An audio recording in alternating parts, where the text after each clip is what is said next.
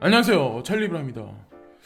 변동성 장세가 이제 한동안 올 것 같다는 생각을 이제 저는 지금 현재 하고 있거든요. 그러니까 어저께도 방송에서 말씀드렸는데, 오늘 방송의 이제 처음부터 끝까지의 스토리 라인은 이번 달 한 중순 정도까지는 이런 변동성 장세가 극심하게 올 거다. 그리고 언제 정도에 극심하게 올 것 같은데, 현금 보유량을 가지고 계신 거, 보유력을 가지고 계신 거는 어느 정도 때 투자를 하시면 좋을까, 뭐 이런 관점까지 같이 한번 짚어보려고 이제 합니다. 그래서 여러 가지 근거 있는 팩트적인 어떤 그 자료를 근거로 해서 오늘도 말씀드리려고 하는데, 이 차트적인 관점은 인컴 샤크라고 해가지고 이분이 이제 차트를 올렸는데, 이분 말고도 다른 분들도 다 비슷한 견해를 지금 피고 있어요. 그래서 어저께 같은 경우는 CME 겟빌드 9,900달러를 일단 한번 찍고, 그래서 네 자리수 한번 찍고 지금 현재 1,500달러, 1,600달러 사이에서 왔다 갔다 하고 있는데, 자, 시나리오를 말씀드릴게요. 9,900달러 일단 한번 찍었죠. 그리고 11,100달러까지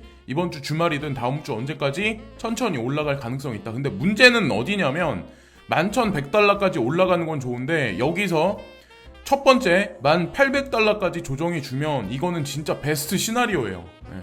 우리 마음 아플 것도 없고 코인들 막 이렇게 엄청나게 하락할 것도 없어. 근데 11,100달러까지 올라간 다음에 9,600달러까지 급락을 하면 그때는 아마 패닉하는 사람이 엄청나게 많이 나올 거예요. 저 또한 포함돼가지고. 그래서 첫 번째 시나리오, 두 번째 시나리오대로 이 안에서 아마 벗어나지 않을 가능성이 높고, 그리고 나서 결론적으로는 이 과정을 겪으면 이번 달 중순 이후 어느 순간이 되면 11,600달러, 그래서 천천히 또 12,000달러까지 우상향할 텐데, 가장 큰 문제는 요 구간이에요. 요 구간. 지금 올라가서 뭐 슬금슬금 올라가고 이게 문제가 아니라 그 이유가 문제라는 거죠. 그 이후의 조정 장세가. 그리고 어떤 분들은 뭐 저한테 이제 요 근래는 되게 특이한 사항은 뭐냐면, 구독자님은 되게 많이 늘었거든요. 근데 진심으로 모든 분들한테 진심으로 감사를 다시 한번 드리고, 구독자 이벤트를 어떻게 할까 지금 고민을 하고 있는데, 일단 그거는 뭐 나중 문제고, 이번 달 말 가서 이제 나중 문제고, 블레임 하시는 분이 없어요. 너 때문에 코인 사가지고 물렸어, 막 이런 분들이 거의 없어요. 댓글 다시는 분 중에. 근데 이게 도대체 뭐지? 어떻게 된 거지? 막 이런 생각을 하는데, 그 외국 트위터 중에 한 분이 이제 그런 말 하더라고요. 뭐 내가 얘기한 거대로 코인이 안 가서 나를 블레임하지 마라. 만약에 네가 블레임하려면 우린 같은 팀이다. 그러니까 수익금을 나누자. 이런 식으로 농담 삼아 던지더라고요. 하여튼 그런 관점으로 제가 말씀드린 이 시나리오도 여러 사람의 어떤 그 견해가 다 녹아 들어가 있는 거기 때문에 100%다 가진 않아요. 근데 근사치까지 가면은 다행이라고 생각하거든요. 그래서 어쨌건 중요한 시점은 요 구간, 11,100달러까지 올라가서 조정이 들어갔을 때 요 구간, 요 구간을 이제 조심하자라고 말씀드리고, 변동성 장세에서 이제 우리가 조심을 해야 되는데, 사실은 세력들은 우리가 비트코인 이하, 뭐 시총 상위에 있는 코인들, 뭐 밑에 있는 뭐 로우캡 마켓에 있는 코인들도 펀더멘탈 되게 강력한 코인들 있잖아요. 가지고 있어가지고 중장기적으로 돈을 벌 수 있는 그런 코인들. 우리가 패닉해서 결국에는 이 철봉에서 내려오길 바래요. 지금 현재 상황이. 그래서 계속 멘탈을 흔들게 만들고 지치게 만드는 거예요. 이게 몸이 힘들어가지고 오래 달리기를 뭐 10km, 30km, 40km를 뛰어서 몸이 힘든 게 아니라, 멘탈이 흔들리면 육체도 결국 무너질 수밖에 없어요. 이 상황에서. 여기서 이제 누군가 계속 그런 거죠. 떨어져 내려라, 떨어져 내려라. 이 철봉에서 떨어져 내려라. 이러는 거죠. 손절해서 나가라. 그래서 어저께 손절해서 나가신 분들은 지금 멘탈이 아마 더 힘드시겠죠. 왜냐면 코인이 올라버렸으니까. 일단 세력들이 움직이는 두 가지 방법이 있어요. 개민을 죽이는 방법. 결정적인 순간에 패닉셀을 만들어요. 급락을 시켜. 그럼 여기서 손절하는 사람들, 패닉셀하는 사람들, 그리고 나서 올려버리죠. 일단 가격으로 후려치고, 두 번째가 뭐냐면, 이거는 은근히 사람을 조이는 건데, 페이크 뉴스를 지속적으로 계속 던져요. 특정 코인에 관해서. 여러분들이 뉴스를 보실 때 특정 코인에 관해서 뉴스를 계속 던져요. 그게 사실이든 사실이 아니든. 근데 거짓을 거기다가 중간중간에 섞어. 그래서 사람들한테 지속적으로 계속 알리면, 이게 어느 순간이 되면 페이크 뉴스가 사실이 돼버린단 말이에요. 팩트 뉴스가 돼버려요. 이해하시죠? 제가 말씀드리는 거. 그래서 이런 거를 잘 분별을 하셔서 기준을 잘 잡으셔야 되고, 더더욱이나 중요한 건 제가 추종하는 디지털 커런시 그룹도 마찬가지로 그 일원이에요. 알고 보면 코인데스크 주인이잖아요. 본인들이 디지털 커런시 그룹이. 코인텔레그래프도 마찬가지란 말이에요. 코인데스크, 코인텔레그래프에 나오는 그런 메인이 되는 핵심 이슈를 갖다 그 외에 전 세계 다른 각국에 있는 그 가상자산하고 관련되어 있는 많은 그 코인사들은 다 거기 살붙이기를 해서 다 각국에 있는 자국에 있는 사람들이 보게 만든단 말이에요. 그럼 그 영향을 받을 수밖에 없어요. 결국에는 무슨 의미인지 아시겠죠? 디지털 커런시 그룹에서 코인데스크나 코인데스크를 이용해서 뭔가 뉴스를 회유하거나 양몰이할 때 아니면 페이크 칠 때 다 다각도로 이용을 한단 말이에요. 우리 보면 조선일보, 중앙일보, 동아일보도 마찬가지예요. 연세 드신 분들 아마 저보다 더 많이 아실 텐데 국내 매스미디어도 마찬가지로 똑같다는 거죠. 아마 아실 거예요. 사람들은 TV에 나온 뭐 누가 아나운서가 얘기를 하면 그거를 100% 믿어요. 그리고 뉴스에 신문에 나서 어떤 논설 주간이 사설을 쓰는데 그 논설 주간이 그 마침표 하나를 어떻게 하나, 마침표 문장에 단어 3개만 바꿔도 전체 핵심 맥락이 다 바뀌어요. 저는 이제 그렇다고 생각을 하거든요. 그래서 그런 거를 가려서 잘 보셔야 된다는 거죠. 이 뉴스가 누구의 완력이 들어간 건지, 아니면 도대체 왜 이 뉴스가 지금 나오고 있는 건지, 사실인지 거짓인지. 근데 어저께도 제가 그 조인디 고란 기자님이 실시간 하시는 걸 봤는데, 저는 사람을 볼 때 한 번 괜찮게 보면 끝까지 괜찮게 보는 성향이 있어요. 그리고 제가 보는 느낌이 틀린 적은 거의 없어요, 여태까지. 근데 그분이 되게 깨끗하신 분 같아요, 여러 면에서. 그래서 처음부터 지지를 했기 때문에 앞으로도 이제 제가 거기 나가서 실시간 뭐 방송 참여를 못한 거에 관해서는 진짜 죄송한데, 어쨌건 앞으로도 응원할 생각이에요. 조인디 같은 경우는 국내 매스미디어 중에는 제가 봤을 때 단연 탑이 되지 않을까라고 이제 생각을 하고 있고, 그레이스케일 자산운용사가 여기 보시면은 다양한 자산군에 여러분들이 관심을 가지고 있다면, 가상자산에 관심을 가지고 있다면 여기 나와 있는 자산군에 한번 살펴보고 투자를 한번 진행해봐라, 고려해봐라, 뭐 이런 식으로 지금 얘기를 하는데, 뭐 맨날 제가 이제 말씀드리는 거지만 비트코인 캐시, 이더리움 클래식, 호라이젠, 라이트코인, 스텔라 루멘, XRP, 지캐시. 왜 여기 올라가 있는 코인들이 올라가지도 않는데 왜 계속 반복해서 왜 계속 똑같은 걸 떠드냐? 저한테 이제 그러실 분이 있을 거예요. 어떤 분이 어저께 이제 댓글을 다루셔가지고 본인의 어떤 그 의견을 개진하셨는데, 당장 오르냐 내리냐 문제가 아니다. 근데 제가 말씀드리고 싶은 거는, 오히려 그레이스케일 자산운용사에서 이런 식으로 계속 광고를 하고 가격을 내리면 내리면 거기에 이제 패닉하는 거는 결국 개인 아니겠냐. 힘든 거는 이 코인에 관심 가질 필요 없다, 이런 식으로 말씀하시고. 근데 저는 제가 말씀드리는 이유가 뭐냐면, 당장 오르냐 내리냐 문제가 아니다. 장기적으로 나의 노후와 연결된 생존할 코인을 찾는 게 그게 문제라니까요. 제가 바라보는 거는 뭐냐면, 그레이스케일 자산운용사를 예를 들어서 국내 주식시장이라고 따졌을 때 미래 에셋 자산운용사 있죠. 미래 에셋에서 뭐 타이거 1, 타이거 2 뭐 그런 거 있잖아요. 뭐 동부가 뭐 1호 막 이런 거 상품을 낼 때 만약에 그 주식이 급락을 한다고 해서 그 상품을 급작스럽게 없애버리나요? 그런 관점은 아니잖아요. 저는 그레이스케일 자산운용사에 들어가 있는 코인을 접근할 때 그런 관점으로 접근해요. 결국에는 이게 상품으로 지금 올라가 있기 때문에 결국엔 이게 주식시장하고 연계돼서 결국에는 나스닥의 ETF에 하나하나 순차적으로 몇 년을 걸쳐서 올라갈 거다. 비트코인, GBTC부터. 그런 생각으로 저는 관점으로 접근하고, 딥바이가 요즘에 되게 유행해요. 딥바이에 투자해서 뭐 돈을 벌 수도 있고 많이. 그런데 저는 뭐 관심이 솔직히 되게 많이 없어요. 왜냐하면 워낙 많은 코인이 쏟아지니까. 하다못해 뭐 김치 코인에다가 스시 코인인가? 이것까지 나와. 저는 이게 뭔지도 몰라요. 그러니까 제가 생각해서 괜찮은 딥바이 코인이라고 생각하는 것도 있는데 워낙 많이 쏟아지니까 이러다가 분명히 어느 순간에 거품은 분명히 생겨서 꺼질 수밖에 없거든요. 트렌드에 휘둘리지 않는 코인을 찾아서 끝까지 생존하고, 여러분들이 노후됐을 때 내가 지금 여기서 뭐 몇 억을 넣는 사람, 뭐 몇십억을 넣는 사람도 있고 몇천을 넣는 사람도 있겠지만, 어떤 코인이 끝까지 생존하냐, 그게 문제라는 거죠. 6,000개 코인 중에. 그래서 저는 그런 관점으로 이제 말씀드리는 거고, 자, 비트코인 같은 경우 한 번 더 이제 접근해서 이제 말씀을 드리면 하락 파동 에너지가 워낙 컸어요. 사실은 12,300달러부터 지금까지 이제 떨어지면서 하락 파동이 되게 커서 이게 4시간짜리거든요. 4시간짜리 CM인데 여기서 약간 상승이 있다라고 하더라도 밑꼬리를 말리면서 올라갔다고 하더라도 사실은 장대 양봉이 거대하게 나오지 않는 한 이 하락 에너지가 워낙 크기 때문에 또다시 하락할 확률이 높아. 이번에는 9,925달러 갭빌드를 찍고 다시 상승을 했지만 여기 두 번째 밑에 있는 거 있죠. 9,645달러짜리가 남아있어요. 사실은 우리가 경계할 거는 사실 이거거든요. 이번 달 중순까지. 그래서 어떻게 갈지 알 수 있는 사람은 없어요. 주식시장도 마찬가지죠. 주식시장이 떨어졌으니까 코인 시장 떨어졌다, 그걸 그 매크로를 걷다 덧붙이는 분들도 있는데 그게 사실은 어쩔 땐 맞고 어쩔 땐 틀리기 때문에 저는 그냥 코에 걸면 코걸이라는 생각하거든요. 그 말에 관해서는.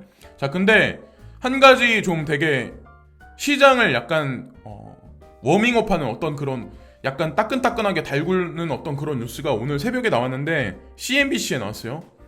8월에 미국 종업 원수가 137만 명 증가하고 실업률이 8.4%로 떨어졌다.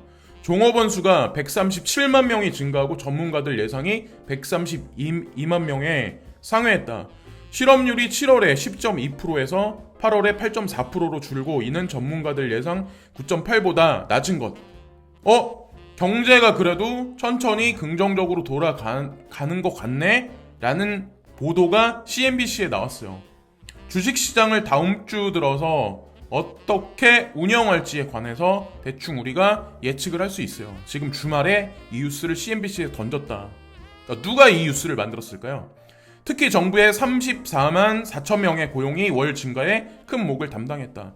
이게 사실이든 사실이 아니든 대충 세력들이 지금 뭘 유도하는지 우리가 알 수 있고, 자, 그리고 중요한 거는 이더리움 차트예요. 여기 보시면 아까 제가 이제 말씀드린 거하고 똑같은 방향으로 이제 보시면 되는데 당분간 상승할 가능성이 있다. 그러나 중순까지 떨어질 가능성이 있다. 당분간 상승할 가능성이 있다. 중순까지 떨어질 가능성이 있기 때문에 조심해야 된다. 그래서 이 차트를 그린 사람도 파동으로 되게 엄청나게 잘 맞추는 사람이에요. 이더리움이 12일에서 15일 사이를 가장 조심해야 된다. 이더리움뿐만 아니에요. 비트코인도, 이더리움이 이렇게 엄청나게 폭락할 정도면 비트코인도 조심해야 된다는 얘기고, 비트코인 외에 이더리움과 그 외에 알트코인들도 마찬가지란 얘기예요. 그래서 현금 보유 사용을 결정하는 거는 지금 막 이렇게 슬금슬금 올라갈 때, 지금이 아니라 사실은 이번 파동이 상승해서 끝나서 그 다음에 조정 장세가 어느 정도까지 들어가냐, 그거에 따라서 여러분들이 결정하시면 될 거라고 생각합니다. 그래서 12일하고 15일 사이를 조심하자라고 이제 말씀드리고, 제가 하반기 가서는 강력한 긍정적인 어떤 그 대 이슈가 있기 때문에 뭐 불안해하실 필요가 없다라고 이제 제가 말씀을 드렸죠. 그리고 머니 플로우 인 크립토인데 여기 보시면 현재 장세를 보면 비트코인 라지캡 마켓에 있는 것들, 그리고 미들캡 마켓에 있는 거, 로우캡 마켓에 있는 게 전반적으로 슬금슬금 올라가요. 근데 이게 슬금슬금 올라가는 게 한 이틀 정도, 3일 정도 되잖아요. 그러면 그때가 가장 조심해야 될 때로 들어갈 구간이라고 보시면 돼요. 만약에 비트코인만 오르고 라지캡에 있는 것들, 뭐 캐시라든가 뭐 이더리움이라든가 XRP라든가 이런 코인만 오르고 로우캡은 안 올라. 그러면 상관없어. 근데 지금은 전체가 다 오르잖아요. 그리고 비트코인은 안 오르고 예를 들어서 알트코인만 올라. 이래도 상관없어요. 근데 전체가 다 오를 때는 진짜 특히나 조심하셔야 된다는 거죠. 그러니까 지금이 사실은 이제 뭐 상승장이다 이렇게 보시기보다는 좀 조심해야 될 구간으로 사실은 들어가고 있는 거예요. 터널 안으로 들어간다고 보시면 되고, 데이터 저장 서비스 인덱스에 관해서 제가 강조해서 요 근래도 아마 하락장에서도 아마 계속 말씀을 많이 드렸을 거예요. 그래서 여기 나와 있는 게 시아코인 스토리지인데 이게 올라서 말씀드리는 게 아니라 제가 그랬죠. 올해 이번 달 하반기 들어서는 이 IPFS 그 파일 코인 그게 등장할 가능성이 있기 때문에 세력들이 지금 스토리지하고 시아코인 GNT를 건드리는 거다. 이게 개인이 건드려서 이게 코인이 올라가는 게 아니에요. 현재 아마 아실 거예요. 그래서 이게 급등을 했기 때문에 40 몇 프로 급등을 했기 때문에 분명히 여기서 떨어질 가능성이 훨씬 커요. 중심값까지. 크게 하락할 때가 오면 기회를 노려라. 그리고 나서 이 저장성 코인에 관해서 메타가 다시 트렌드가 돌아갈 때 그때 매도를 하셔라. 스윙 관점으로. 그러니까 여기 이 세 가지 코인 중에 진짜 장기로 투자해서 나쁘지 않은 거는 제가 생각하는 거는 스토리지. 플립사이드 크립토에서 점수를 다른 코인보다 되게 월등히 많이 받았거든요. 시아 코인은 중국 세력이 타지 않으면 진짜 거대한 펌핑이 일어나지 않을 가능성이 높아요. 근데 중국 사람들이 만약에 여기 손을 대면 아마 스토리지보다 더한 일이 벌어질 거예요. 근데 그거는 지금은 아닌 것 같아요. 그래서 한 가지 추가적인 관점에서 이제 말씀드리고, 비트코인 캐시에 관해서 제가 요즘에 좀 많이 말씀을, 하락장인데도 불구하고 말씀을 많이 드렸는데, 팀 드레이퍼라는 분이 있거든요. 제가 좀 이따 이제 누군지에 관해서 이제 말씀을 드릴 건데, 근래 들어서 BCH를 사들이고 있다. 약간 샀다. 그래서 되게 이거 사기 쉽다. 비트코인닷컴에서. 그리고 비트코인닷컴을 지금 밀어주고 있잖아요. 이 의미를 여러분들이 잘 보셔야 돼요. 그러니까 비트코인 캐시를 밀어준다기보다 이 비트코인 캐시 진영 있죠. 이면에 있는 진영을, 그러니까 그 진영을 밀어주고 있다고 보시면 돼요. 그래서 외국 사람들도 여기다 대고 되게 욕을 많이 하더라고요. 야, 이거 스캠인데 이걸 왜 여기다 투자하냐. 이거 떡락할 거다. 급락할 거다. 막 비아냥거리게 되게 많이 그러더라고요. 근데 이유가 다 있다는 거죠. 팀 드레이퍼라는 인물이 어떤 인물이냐면, 이 사람이 운영하는 자산이 1조예요. 1조 달러. 상당히 큰 금액이죠.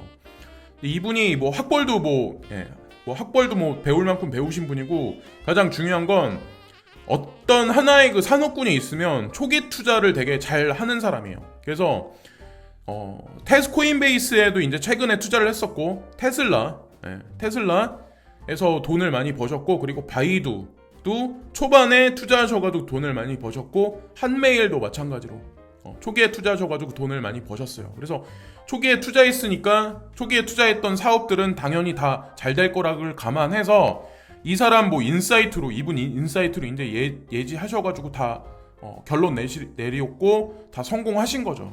그래서 뭐 모르겠어요. 저는 이분이 샀기 때문에 우리도 사자 이런 의미에서 말씀드리는 게 아니라, 저는 초반부터 제 채널의 원래 그 존재성이 뭐냐면 비트코인 캐시, 오미세고, 그리고 현재는 네오코인까지 추가를 해서 이 세 가지 코인을 집중적으로 밀고 있다고 보시면 돼요.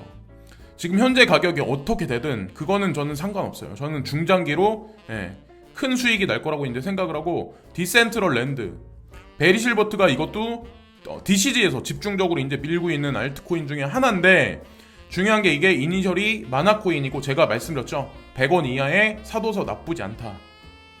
그냥 100원 이하라면 그게 95원이 됐든, 이번에 만약에 앞으로 조정 장세가 와서 95원이 됐든 100원 이하면은 무조건 사둬서 나쁘지 않다라고 생각하는 동종 코인 중에 두 번째예요. 제가 동종 코인은 딱 두 가지 투자를 하는데, 하나는 리플 코인이고 하나는 마나 코인이에요. 이 두 가지 외에 동종 코인은 저는 손 안 대요.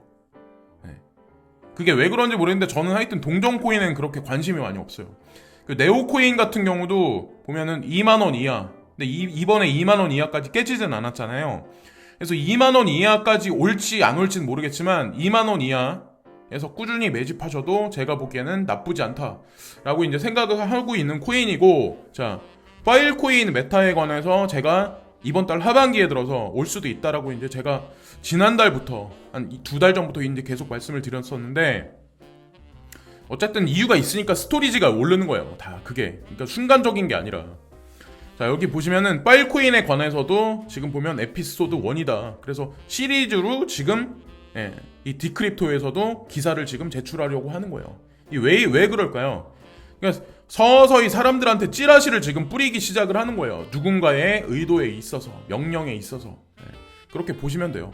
국내 매스컴에서도 이제 어떤 매스미디어사에서 그렇게 얘기를 했었는데, 아마 다른 매스미디어사에서도 이제 천천히 그런 얘기를 할 거라고 이제 생각을 하고, 자, 그레이스켈 자산운용사 포트폴리오. 여기 마이너스 된 거 보면 처참하죠. G캐시 특히나 마이너스 15%. 그래서 이거 뭐하러 투자하냐. 투자할 값어치 없다. 익명성이니까 사라질 거다. 근데 베리 실버트가 직접 얘기를 했죠. 가상자산 시장이 활성화되면 될수록 익명성에 관한 중요성은 증대될 수밖에 없다. 고로 호라이젠하고 G캐시에 관해서 본인도 집중을 하고 있다. 이런 얘기를 지금 하고 있어요. 그리고 제가 아시는 몇몇 이 코인 생태계에 초기 투자 하신 분들 있죠. 비트코인이든 이더리움이든 초기 투자 하셨던 분들도 G캐시를 좀 많이 사서 모으고 있어요. 그분들 또한. 왜냐면 저는 기술적인 관점에 관해서 모르니까 그런 분들의 관점을 좀 많이 카피를 많이 하는 편이거든요. 예. 일반적인 뭐 요 근래 이 시장에 들어오신 분들 아니면 뭐 비트코인을 몇백만 원부터 샀었던 분들 얘기를 좀 배제시키고 저는 이제 초기 투자자 위주로 좀 많이 카피를 많이 하는 편이고, 그런 관점에서 이제 그레이스킬도 접근하는 거고 베리 실버트의 인사이트를 믿으니까. 자, 그리고 이거는 비트코인 가격이 달마다 어떤 식으로 이제 변형됐냐, 어떤 달은 마이너스가 많이 되고 어떤 달은 뭐 플러스가 많이 되는데 2014년부터 2020년 동안의 데이터를 기반으로 해서 자, 이번 달 보통 일반적으로 여기 보시면 9월 달에는 마이너스가 좀 많이 나요. 그래서 마이너스 21%, 마이너스 8%, 마이너스 6%, 마이너스 14%, 지금 이번 달 들어서는 마이너스 13%. 네. 근데 중요한 거는 다음 달이죠. 네. 10월 달. 10월 달에는 좀 되게 긍정적이에요. 전체적으로. 네. 지난 2014년부터 20년까지 중에 긍정적이고, 그 다음에 11월 달도 그나마 나쁘진 않게 흘러가는데 어쨌든 다음 달이 나쁘진 않아요. 긍정적이고, 그리고 12월 달에는 진짜 좋아요. 하락폭보다 상승폭이 되게 커요. 12월 달에는. 그런 관점으로 보시면 돼요. 그래서 이번에 조정장세가 대중을 떨구기 위한 어떤 흔들기 작업에 들어가면 거기서 이제 잘 대응을 하셔가지고 잘 버티셔야 된다는 거죠. 자, 그리고 달러 인덱스를 보셔야 가상자산 시장, 주식시장이 어떻게 진행될지 우리가 알 수 있는데, 여기 보시면 이 사람이 예측하는 거는 여기서 약간의 상승이 있을 수 있다. 그러나 지속적으로 2025년을 넘어서까지 떨어져서 71%까지 떨어질, 그러니까 71까지 떨어질 거다라는 얘기를 지금 하거든요. 지금 92점 몇에서 아마 왔다 갔다 지금 하고 있을 거예요. 그래서 이 사람 말하는 거는 2022년까지는 달러 인덱스가 떨어질 가능성이 있다. 2022년이면 만약에 이때까지 가상자산 시장이 활성화되면, 화랑장세까지 올라가면 달러 인덱스가 떨어지고 주식시장도 얼마나 많이 올라갈까요? 그리고 나서 조금 더 올라간다. 그리고 나서 더블탑을 그리면서 쭉 떨어지기 시작을 한다. 그 이후에 2020년, 2023, 4년 정도 되겠네요. 그때서부터 한국 같은 경우 한국 정부에서도 가상자산 시장에 관해서는 뭐 세금을 진짜 내야 되는 거는 2022년부터죠. 사실은 실질적으로 우리가 페이하는 거는. 그러니까 주식시장도 페이를 하기 시작을 하는데 이들이 다 뭔가를 알고 있기 때문에 주식시장도 그렇고 가상자산 시장도 그렇고 세금 항목을 지금 거기다 집어넣었다고 생각을 하면 돼요. 왜? 현물 경제가 꺼질 거는 당연한 거니까. 제2의 코로나, 제3의 코로나로 인해서 현물 경제는 지금보다 더 암울해질 거예요. 특히나 자영업 시장은. 그러니까 만반의 준비들을 다 하시면서 움직이셔야 된다는 거죠. 내 노후를 보면서. 현금 동원력은 계속 줄어들 수밖에 없으니까. 이 뉴스를 보시면 좀 불안할 수도 있는데, 광부는 어제 이후로 비정상적으로 많은 양의 비트코인을 이동을 하고 있습니다. 풀린, 슬러시, 하우비티씨가 채굴 지갑에서 비트코인을 꺼내 거래소로 보냈습니다. 자, 여기 보면은 채굴풀들이 요 근래 이게 떨어지는 이유가 사실은 채굴광산에서 지금 비트코인을 매도를 하고 있대요. 근데 비트코인을 매도를 하는 게 지금 보면 S19 프로, 비트메인에서 제작된 신규 비트코인 채굴기를 신규로 매수하기 위한 작업을 하는 건지, 진짜 아니면 팔고 도망가기 위해서 그런 건지 알 수 있는 길은 아무도 없어요. 근데 이들도 하반기로 가서 해시율이 그러니까 난이도가 올라가면 갈수록 결국에는 신규 장비를 장착할 수밖에 없거든요. 그래야 본인들도 살아남고. 그래서 하나의 이게 단편적으로 그냥 일시적인 어떤 이번 달 중순까지 하락장세 아니면 변동성 폭이 증대되는 게 요것도 하나 추가적인 사항이 아닐까. 그리고 따라서 고래는 비트코인이 8,800달러를 포함한 낮은 지원 수준으로 떨어질 것으로도 예상을 하고 있습니다. 그래서 많은 전문 트레이더들이 8,800달러까지 떨어질 거라고 보고 거기에 매수 진영을 많이 걸어놨다. 그래서 비트비넥스에는 숏으로 많이 지금 해놨다, 이런 얘기들이 있어요. 그래서 어떻게 될지는 모르겠지만 하여튼 변동성 장세에서 잘 살아남고 하시려면 멘탈 관리, 그리고 잠은 낮에 충분히 주무시고, 짬짬이 이제 충분히 주무시고, 중요한 건 잉여로 이제 현금 두셨던 거는 분할을 하시되, 제가 아까 말씀드린 그 구간 있죠, 그 날짜. 그래서 중간에 뭐 10일부터 15일 사이가 될 수도 있지만, 중간에 만약에 진짜 실제로 여러 전문가들이 말하는 그 차트적인 관점으로 만약에 갈 경우에는 그 현금을 쓰실 기회가 반드시 올 수도 있다는 거죠. 만약에 아니면 말고, 아니면 그냥 오르면 올라가는 대로 그냥 두는 거죠. 그렇게 보시면 된다고 생각을 합니다. 지금까지 찰리 브라운이었고요. 오늘도 즐거운 하루를 되시고, 불안한 장세에서 스트레스 너무 많이들 받지 마시고 즐거운 주말들 되세요. 구독과 좋아요 끝으로 부탁드리겠습니다. 오늘도 진심으로 감사합니다.